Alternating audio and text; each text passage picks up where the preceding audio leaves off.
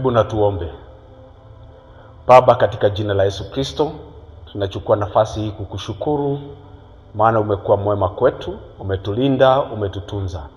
Na mara nyingine umetuleta katika maskani yako ili tulijifundishe neno. Tunaomba Roho wako Mtakatifu atufundishe, maana yeye ndiye mwalimu wa kweli. Tusaidie Bwana kulifahamu neno zaidi ili tuwe stadi na imara katika imani ya Kikristo. Na ni katika jina la Yesu Kristo tunaomba na hata kushukuru, na zote tuseme amina. Amen. Tunaweza kaa chini. Kaa chini. Tungali tunaendelea na kitabu cha Tito, na nafikiria leo tutamalizia. Ndio Jumapili inayokuja tena tuanze jambo lingine. Tunaendelea na kitabu cha Tito, na last time tulifikisha Titus chapter number 11, chapter 2 verse number 10, and today we are going to start from verse number 11. Na niseme ya kwamba Paul hapa anamwandikia Tito, haachi kumwambia ya kwamba hata ninakopatia maagizo haya, ninapokuelekeza katika haya maagizo, nataka ukumbushe ya kwamba mambo haya yote ni kwa sababu ya neema. Praise the Lord. Ni kwa sababu ya neema. Aidha kama utakuwa mkali kwa hao washirika wa hao makanisa, kwa hao viongozi, ni kwa sababu tumefunzwa na neema. Ni kwa neema. Hivi ni kumaanisha ya kwamba hautawapeleka polisi wakikataa. Halo. Unawaachia tu. Kwa sababu ni kwa neema. Kazi zote ambazo tunazofanya kanisani, hata katika viwango vyote, ni kwa neema. So let's look at Titus chapter number 2 and verse number 11. From verse number 11. The New King James Version inasema, "For the grace of God that brings salvation has appeared to all men." Has appeared to all men. Sasa amempatia instructions na anamwambia jinsi ambavyo anastahili kuweka kanisa na vile ambavyo kanisa inastahili kuongozwa, lakini anamkumbusha ya kwamba hii neema ya Mungu ambayo inaoleta wokovu imedhihirishwa kwa watu wote. Anamkumbusha hiyo. The doctrine of grace is a theological concept ya Mkristo aweze kuelewa ya kwamba hakuna kitu ambacho tulifanya kizuri ndio Mungu akatuokoa. Halo? Hakuna. Nataka tuelewe hivyo. Ndugu yangu, dada yangu, hakuna kile ambacho ulifanya kizuri kikakufanya wewe kuwa mwokovu. Na hakuna kile ambacho ulifanya kizuri Mungu akakukweza ukawa kiongozi wa wale wengine. Ni kwa neema. Sasa anapompatia mashauri jinsi atakavyokemea, jinsi atakavyofundisha, jinsi ambavyo atakavyo atastahimili na kuwakumbusha wapendwa, haya sio mazuri, haya hafai. Paulo anamkumbusha ya kwamba ni kwa neema. This grace that has appeared to all men. Verse 12, teaching us that denying ungodliness and worldly lust, we should live soberly, righteously, and godly in this present age. Ya kwamba hiyo neema inazidi kutufundisha na kututrain jinsi ambavyo tutakavyo kataa mambo ambayo sio ya kiungu na tamaa za ulimwengu huu, na tuishi tukiwa sober. Ukiwa sober. Usikae kama mtu ambaye amepumbaa. Unakaa kama mtu ambaye ako na akili timamu. Halo? Uko na akili timamu, muungwana. Usikae mtu ambaye ana wasiwasi ama mtu ambaye amechanganyikiwa. Uko sober. Na tukikataa tamaa za ulimwengu huu. In this present age. Sio kwa siku ambazo zinazokuja, ni wakati wa sasa. Yaani uishi vizuri, uishi ukiwa mtakatifu, uishi ukiwa mcha Mungu, uishi ukiwa muombezi, uishi ukiwa mtu wa imani, katika ulimwengu huu wa kisasa. Unajua Christianity is about showing the world a distinction. Hello? Na tustahili kuchanganyikana na ulimwengu kwa njia yeyote. Wakilalamika na unalalamika, wataona Mungu wako namna gani? Do you know complainers will never get it? Complainers will never get it. Mambo mengine ukiyafikiria kuhusu Mungu na kanuni za Mungu unashangaa, unasema hapana. Si mnasikia watu wakilia uchumi ni mbaya? Usilie kama wao. Ukilia ni mbaya, useme ni mbaya, utakuwa mbaya kwako. Wakilia, wewe nyamaza. Wewe usilie. Wewe omba. Wakikuuliza kwa nini wewe huongei, mwambie kwa sababu ninaye Baba ambaye naye nijali na sina wasiwasi. Wakiona hauna wasiwasi, watatamani huyo Mungu. Praise the Lord. Lakini sasa ukilalamika pamoja na wao na unakaa pamoja na wao kulalamika na wao, alafu waambie ati ya kwamba umeokoka na una Mungu anayekujali, una Baba anayekujali, wataona tu mko sawa. Christianity is about showing or proving a distinction, tofauti. That's why Paulo anamwambia ya kwamba tukikataa mambo ambayo sio hayana uungu na tamaa za ulimwengu huu, tuishi tukiwa righteous, tukiwa sober, godly in this present world, looking for the blessed hope and glorious appearing of our great God and Savior Jesus Christ. Tukitazamia tukitazamia tumaini lililobarikiwa, tukitumainia kuja kwa Yesu Kristo, the appearing of our great God and Savior Jesus Christ. Kwa sababu hiyo lazima tujue, na hiyo hali lazima tuiweke na iwe ndani yetu, na tukumbuke kila wakati ya kwamba katika maisha haya, katika mwenendo wa Kikristo, lile jambo ambalo tunalo tumaini ndani yake na zaidi ni kuja kwa Yesu Kristo. Juzi wakati ambapo tulikuwa nafundishwa mambo ya rapture hapa, nilianza nikakumbuka kitu ya kwamba rapture ni ya miaka, ukikuwa rapture tutaenda kwa sherehe pamoja na Yesu Kristo, tutatawala na Yesu Kristo kabla ya kurudi kwake. Tutatawala naye miaka 1000. Sijui wewe utakuwa DC area gani?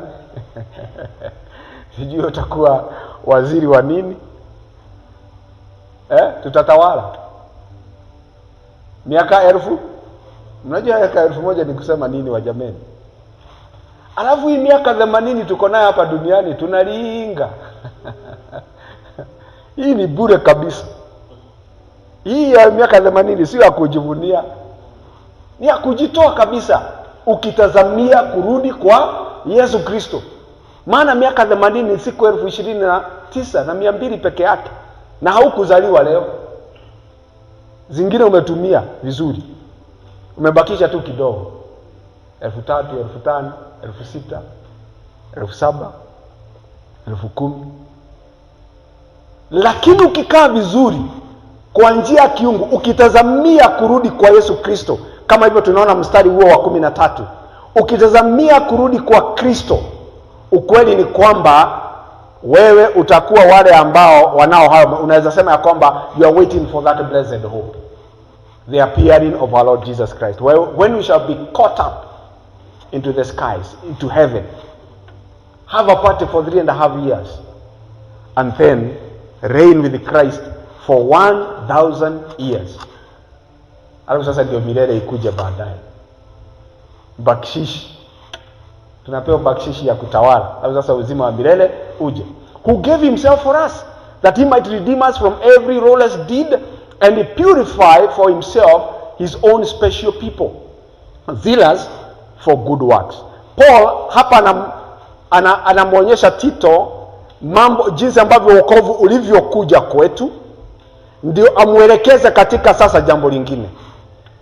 Amemwonyesha kwamba instructions wapatie wapendwa, hivi ndivyo wazee na viongozi kanisani wanastahili kuwa, qualifications for leaders, elders, bishops. Amemwelezea vile ambavyo kanisa linastahili kuishi. Amemwelezea. Sasa anamwambia kuhusu neema na vile ambavyo wokovu ulivyokuja kwetu, ndio sasa amuonyeshe vile ambavyo tunastahili kukaa tofauti with the political world. Hiyo ndio sasa wewe unataka kusimama MCA huwezi sikia. With the political world. Anataka kumuonyesha sasa. Sikiza, nataka uone vile anachukua hatua. Who gave himself for us that he might redeem us from every lawless deed and purify for himself his own special people, zealous for good works. Zealous for good works. Lazima tujue kwamba every time when we come together in a service, every time we come for fellowship, we are being processed, we are being purified day after day. Na mimi niwa nasema ya kwamba heri nihudhurie maombi, ushirika, kanisa, home church, kwa sababu hivyo ndivyo inazidi kuwa purified. Wewe kataa tu na utakuwa na madoadoa kanisa likija kuchukuliwa. Hautabebwa, utaachwa. Si ati ya kwamba utakosa uzima wa milele, lakini utaugharimia wewe mwenyewe. Utauliza kuuliza ile neema tulikuwa naambiaga iliendaga wapi? Uliokolewa kwa neema ukaikataa. Ukakataa kuwa kusafishwa. So we are in the process of being purified. Verse 15 he says, speak these things, because the word of God must be spoken. Instructions must be spoken. Speak these things, exhort, himiza, and rebuke with authority. Let no one despise you in that position that God has given you. In leadership, do not allow anyone to despise you. Mahali ambapo umepewa. Okay?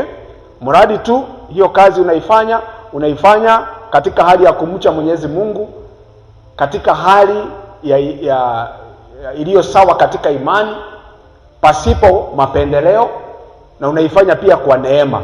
Usiruhusu mtu apuuze kile ambacho kimewekwa ndani yako. Praise the Lord. Anaendelea na chapter number 3. Natumaini leo tutamaliza. Sasa hapa ndio Paulo anaelekea. Amemwelezea kuhusu neema vile ambavyo imekuja na jinsi ambavyo sisi ni watu tofauti. Remind them to be subject to rulers and authorities. To be subject to rulers and authorities. Mzee wa nyumba 10 ni ruler? Okay. Sub-chief ni ruler? Okay. Akikuita baraza uendi? Hello? Chief ni ruler? Dio ni ruler? Haya. Kanjo ni ruler? Kanjo ni authority. Ni authority? Na unafanya biashara bila leseni. Halo. Wakristo tuchanukeni wajameni. Nakumbuka wakati ambapo nilianza biashara yangu ya kwanza nilianza kufanya when I was 16 years old. Pale Nakuru niliamua kufanya kazi ya hawking. Na nilikuwa nimefanya utafiti kwanza, nikajua kwamba nikiwa na shilingi 1000 nitaweza kuanza biashara. Na hiyo 1000 niliipata kwa miezi 10. Nilikuwa nina save 100 kila mwezi. Nilikuwa nimepewa kazi ya kuchunga ng'ombe za mtu na kukamua. Nilikuwa nalipwa pesa ambaye 160 ndio ilikuwa mshahara. Sababu ninakula hapo, ninakunywa chai hapo, na jioni ninabeba kama maziwa. Napeleka kwetu. Hiyo ni ya siku nyingine. Sasa nilipoanza kufanya biashara nikajua kwamba utafiti. Nikajua kwamba nikiwa na shilingi 1000 naweza nikaanza biashara. Na biashara nzuri ni kuifanyia mjini nikajua kwamba nitafanya kazi ya hawking. So nilipoenda pale mjini, kitu cha kwanza nikataka kujua leseni ni pesa ngapi, na nikapata ya kwamba license ya hawking ni shilingi 300 peke yake, na nyumba pale Shabab Nakuru town ilikuwa ni shilingi 400. Sasa license na nyumba kwa mwezi 700, nimebaki na ngapi? 300. Na nikajua ya kwamba hiyo 300 naweza nikanunua dozen kadhaa za mafuta ya kujipaka na nianze kuuza. So nilianza na leseni. The same day ambapo nilipewa leseni, nikaenda kanunua vitu kwa duka, nikaenda pale kwa stage sasa kuuza. Kanjo wakawa wanaharakisha watu. Nakwambia niliuza mafuta. Nina leseni, niko na badge. Nikagundua sio karibu watu wote hawana hiyo leseni. So mpaka wao Kanjo wakaanza kunijua. Wakajua pale kuna kijana na kuwaka na leseni. Hata wakiniona ni kunisalimia tu. Wapendwa. Tito anaambiwa na Paul, remind them to be subject to rulers, the Christians and authorities, to obey and be ready for every good work. Bwana apewe sifa. Sasa nenda uanze kufikiria kuhusu hiyo kazi yako, hiyo biashara yako utaitengeneza namna gani? Okay? Kwa sababu ni maagizo. Kunazo baraka ambazo huja unapofanya neno la Mungu vile ambavyo linavyosema. Nikachukua leseni na nikauza kabisa. Nikauza mpaka within I think 2 months nilikuwa nimeanza kuajiri watu katika hiyo biashara. Okay, they should be ready for every good work. Verse 2, to speak evil of no one. To speak evil of no one. Sasa ikifika hapo tukianza kuchambua siasa wa jameni, wazee, si tunataka kujua mambo vile inaendelea, tujue, but let us not speak evil of anyone. Ni maandiko, sio mimi, sio pastor, ni vile Biblia inasema. Mara unasema babu wenu wako namna hii, muombe. Don't speak it. Don't speak evil. Unasema wa Munyoro wako namna hii, hapana. Tunaelewana? Si tunataka kuwa watu ambao Mungu akiangalia naona watu wametii neno kabisa. Haina gharama. Juzi kuna mtu alikuwa ananiambia ni jana. Kuna mtu alikuwa ananiambia pale Kitengela ya kwamba MCA amekula pesa za kutengeneza barabara, ameiba. Nikamuuliza, ndugu yangu, una ushuhuda wa kutosha ya kwamba ameiba hizo pesa? Sisemi ya kwamba hajaiba. Una ushuhuda wa kutosha ya kwamba ameiba, ati ya kwamba ukienda kotini saa hii utasema ndio na ni hii na unaonyesha? Kwa sababu kama nimeiba, unionyeshe kabisa ni nini nimeiba na nimeibaje. Akaniambia yenyewe. Nikamwambia basi usiongee vitu ambavyo hauelewi. Tunajua zinaliwa, lakini usiongee kuhusu mabaya ya mtu. Omba. Tunajua wanaiba. Tunajua wanafanya hizo vitu zote. Tunajua wanaua. Lakini kazi yetu is not to speak evil of them. Our work is to pray for them. Ndio Paulo anamwambia Tito, wewe kumbuka ya kwamba this grace has appeared to all men. Hakuna kitu ulifanya kama kizuri wewe ndio uokolewe. Why speak evil of other people and you are like them? Pengine hapa neema ikiondolewa na turudisho mahali tulikuwa zamani, wengine hapa tutaanza kuwarokota kwa chang'aa. Wengine hapa tutawapata wakiiba. Wengine hapa watakutapata kwamba tayari wameanza kuwa washerati. wengine ni marepist hapa. Ni neema. Lakini wewe kwa sababu umeokolewa na neema, usiwe mtu ambaye sasa anaanza kuongea mabaya ya watu wengine. The same grace that found you can also find them. To speak evil of no one, to be peaceable, tuwe na amani, gentle, showing all humility to all men. These are good instructions for us to live with. Yeah? For we ourselves were also once foolish. When this terminology foolish, this word foolish, ni ile kupumbaa, ile ya kutojua kuna wokovu ama neema. Tulikuwa hivyo. Hata sisi tulikuwa hivyo. We were once foolish, disobedient. Na hivyo ndivyo wanakuaga, hawatii katiba. Ama wanatii? Hawatii. Ukiangalia hawatii. Deceived, serving various lusts. Hivyo ndivyo wanafanya. And precious. Napata mtu ako na fleet ya magari, ni MCA na ako na fleet ya magari 20. Unajisikia unatimiza tamaa zako. And that's precious. Living in malice. Yeah. Ile malice ni kudesire kuua mtu ama kufanya vibaya kwa mtu. Malice, always desiring to do harm. Yeah. And envy, wivu wako nayo, hateful.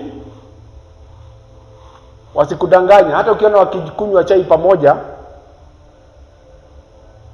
wanachukiana. Watakunywa pamoja, watapigania masimu, lakini wanachukiana. And hating one another. But the kindness and the love of our God Savior toward men appeared not by works of righteousness which we have done, but according to his mercy he saved us through the washing of regeneration and the renewing of the Holy Spirit. Tulikuwa kama wao, lakini sasa sisi ni tofauti. Ndio sababu ninakuambia mpendwa na kushauri, kaa tofauti. Kaa tofauti. Ukipata vikao aina hivyo, wewe waachana pale, wewe nyamaza tu. Kaa tofauti. Wakikuuliza kwa nini wewe hauongei, waambie ni kwa sababu ninaye Yesu anayenishughulikia. Na hii mambo ambayo tunalalamikia wewe hauioni. Nasema ya kwamba ni mimi, hata kama ninayaona yanawatendekea nyinyi, kwangu mimi I have a provider in heaven who is always providing for my needs, who is always attending to my cry. I have a savior.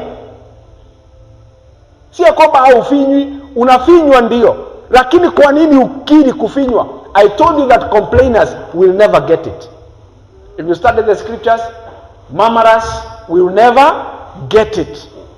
Why should people believe in a lie? If you complain, you never get it. And I know because I'm not a complainer, that's why I get it. Hello? That's an example, a very practical example. Ni kwa sababu mimi silalamiki mambo ya SHA inanilipia. If you complain, juzi niliona mwingine naye anasema ya kwamba SHA ameenda hospitali na SHA imekataa kumlipia. Nikamuuliza, umeregister SHA? Akaniambia ndio. Nikamwambia nisaidie na ID yako. Nikaingia. Nikapata, alianza process na hakumaliza. Haiko registered. Wapendwa, na niwaambie hapa kama washirika kanisani, kama hauja register SHA, njoo ni kuregister for free. Come with your ID and I'll register. Kuja kwa ofisi, I'll take my time na nitakuregister. Unakuja tu na ID, ninakuregister. Na hata kama hauna pesa ya kulipia SHA, kuna kitu inaitwa primary health care. Unatritiwa for free, level 1, level 2 na level 3. Na nimeijaribu, sifanyi kitu ambacho hijaribu. When I was in Kilifi, nilisikia ni kama nimepata dislocation hapa. Nikaenda kwa hospitali, it's a level 3. Na nilipoenda nilitibiwa bure kwa sababu nina SHA. na nikapewa dawa tu moja ndio hakuwa nayo, hiyo nikaenda kununua, lakini zile walikuwa nazo wakanipatia. Sasa unaniambia nini? Njoo, kama haujakamilisha nitakusaidia kukamilisha, so that you may move away from the complainers. Bwana asifiwe. Kama haufailingi returns, njoo, I'll file it for you. Hello. Unajua kufile sio lazima uwe umepata pesa. You just file nil. Authority, KRA is an authority, Kenya Revenue Authority. Na tunaambia obey the authorities. Njoo nikufailie na ni nil kama hujapata chochote. I mean, sio kupata chochote, kama haujapata 5 million in that 1 year. Okay? Hiyo una file nil. Unakuja tu tunafile na wewe na kufailia nil na unaenda. Hata siwezi maliza dakika 5. Praise the Lord. Na wasaidia tuwe Wakristo ambao wanatii authorities. Hallelujah. Kwa hivyo hiyo ya SHA na hiyo ya KRA njoo. Na ya NTSA is also an authority. Na utii. Badilisheni hiyo magari hizo manamba plate. Kiambio new generation, wacha kulalamika. Hello. Badilisha, njoo nitakusaidia. Hata kama huna pesa yote, NTSA watangojea mpaka siku ile utalipa. Lakini it's an authority, obey. Hello. Na wasaidia ama ninaropokwa. Okay. Verse number 6. Whom he poured out as abundantly through Jesus Christ our Savior, that having been justified, remember we have been justified, tulikuwa kama hao ambao wasiotii. Having been justified by his grace, we should become heirs according to the hope of eternal life. Okay? Now, this is a faithful saying, verse 8. And these things I want you to affirm constantly. Verse 8. This is a faithful saying, and these things I want you to affirm constantly, that those who have believed in God should be careful to maintain good works. Hizi good works anaongea ni hizo tu za kutii mamlaka. Okay?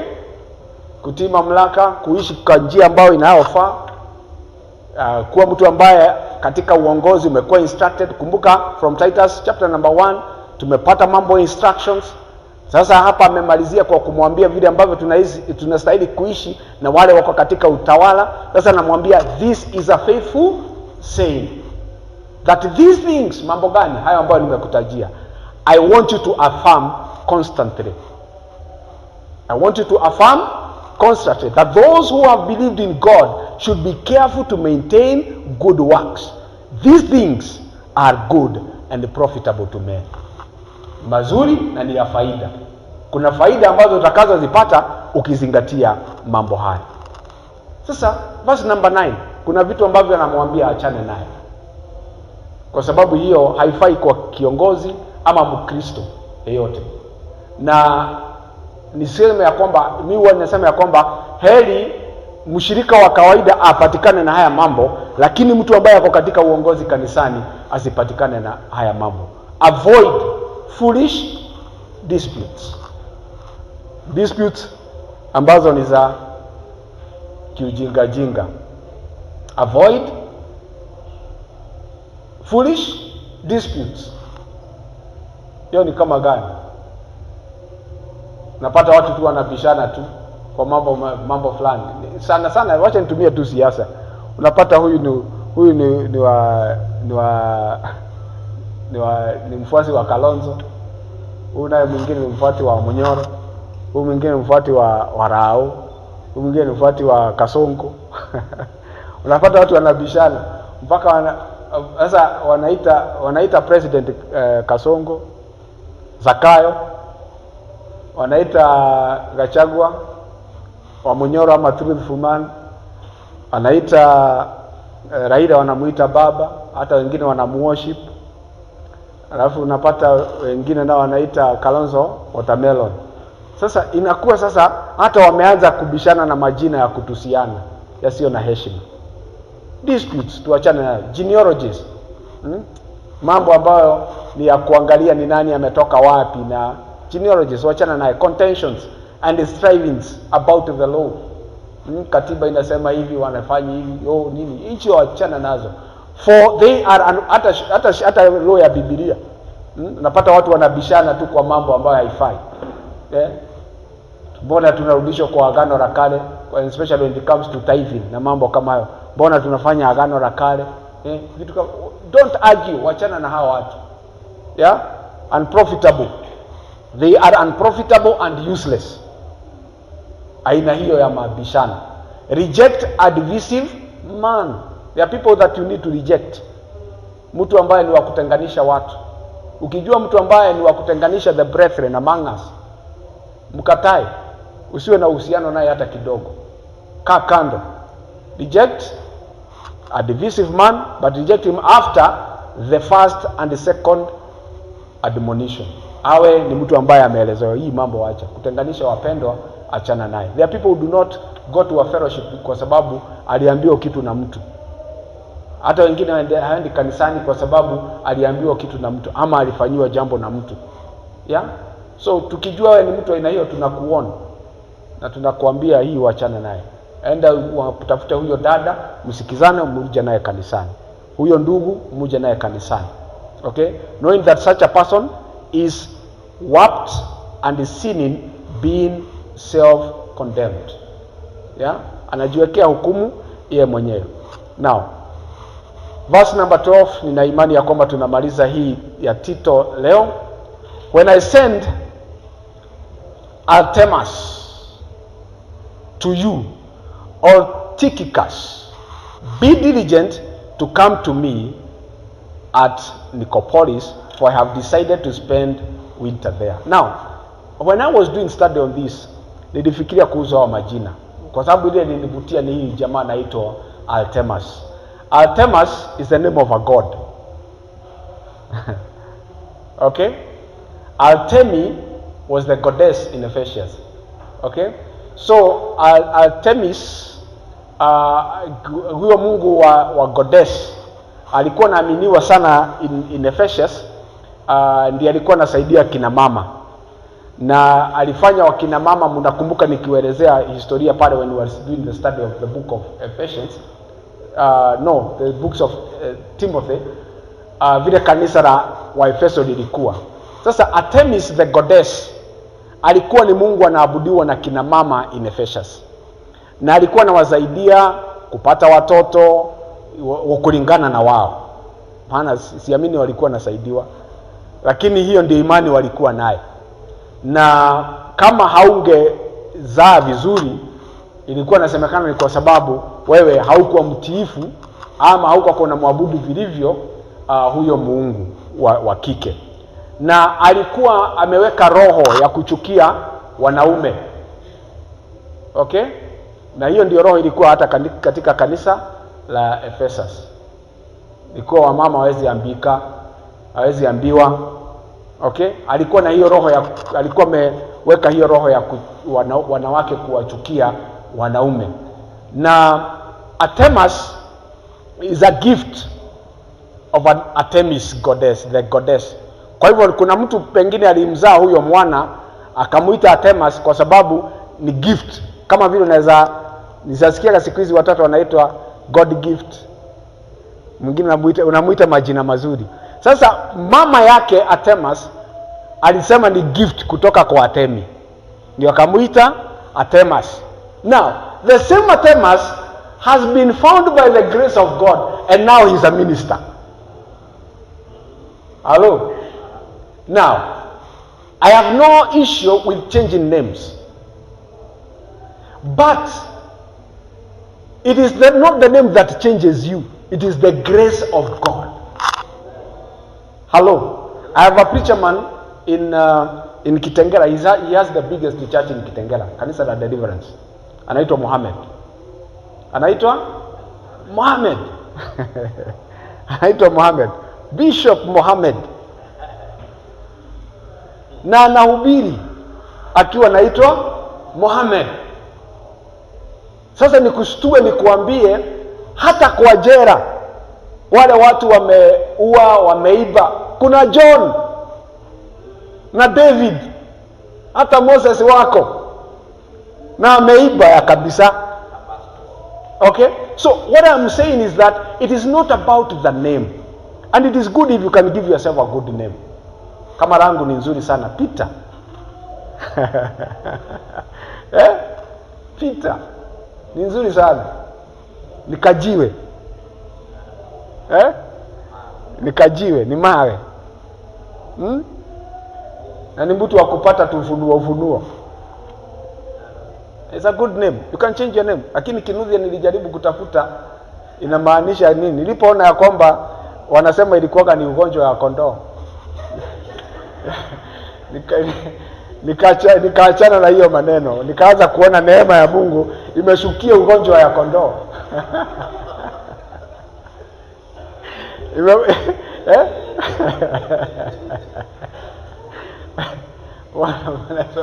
Nikaona ninapewa, kuna injili wakati moja ilikuwa kila mahali ni injili ya majina. Nikaenda kufanya utafiti. Nikasema hii kitu inanisumbua. Si neema inanitosha. So Artemas. Na sasa Paulo anatuma Artemas. Na anamuita Artemas. Na imeandikwa kwa Biblia Artemas.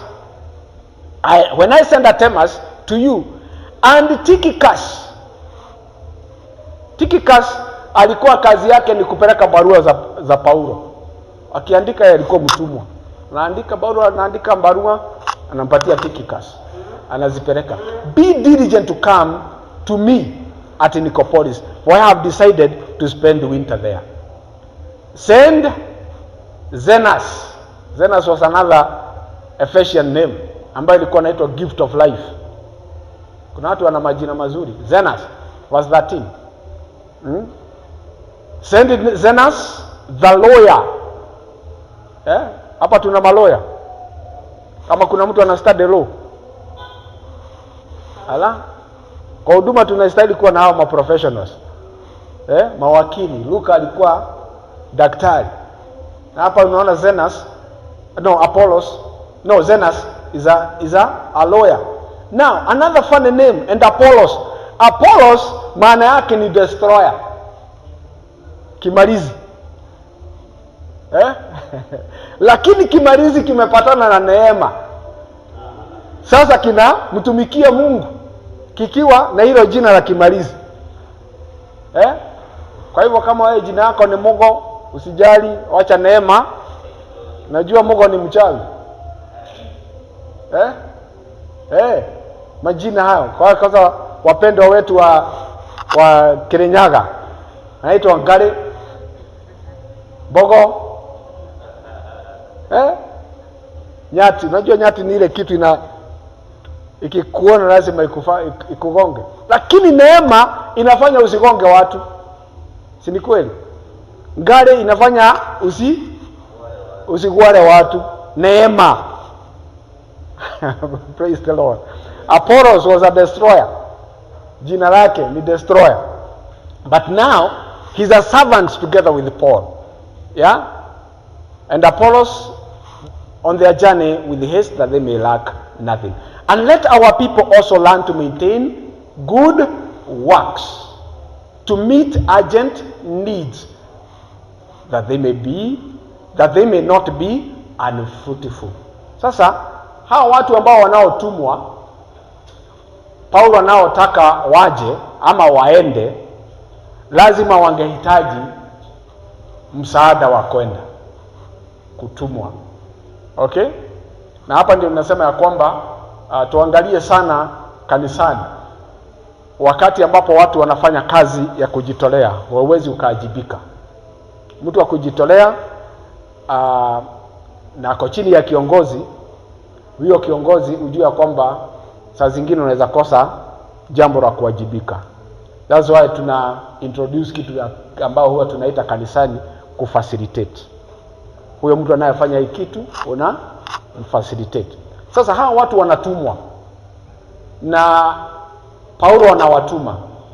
Lakini Tito anaambiwa na Paulo, and let our people also learn to maintain good works, to meet urgent needs. Kwa sababu hasa kama anawahitaji wakuje lazima watumwe. Kwa hivyo ni sadaka ya kuwatuma itishwe kanisa wa meet that urgent need, ndio wawe fruitful kwa matendo mema. Okay, and let our people also learn to maintain good works to meet urgent needs, that they may not be unfruitful. Then he gives a farewell. He says, all who are with me greet you, because he was always with the people. Hakuwa mhubiri wa briefcase.